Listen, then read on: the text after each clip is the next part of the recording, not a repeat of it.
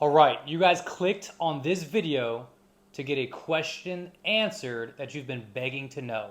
When is the California mule deer rut begin? And I'm here to tell you. But first, I'm going to tell you everything you don't want to know.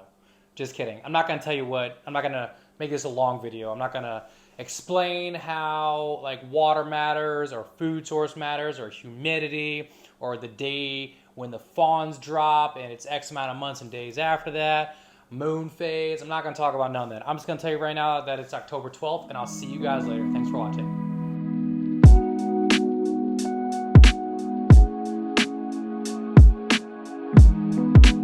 I was just kidding, but in all reality, you guys probably would have appreciated a short, sweet answer like that, but that's not the case here in California.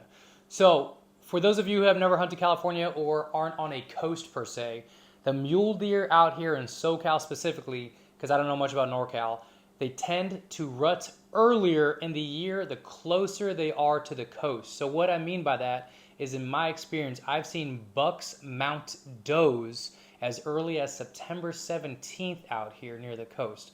I hunt in San Diego, if you don't know.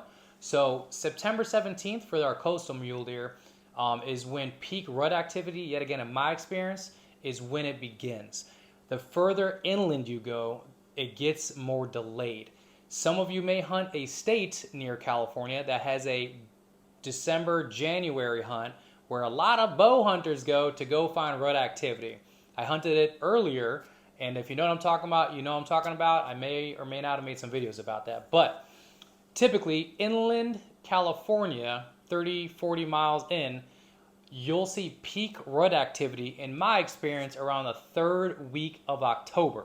And yes, they could rut later and later, but third week of October, around the time shift, I think we're still doing a time shift, around the time shift is when I've seen the most rut activity.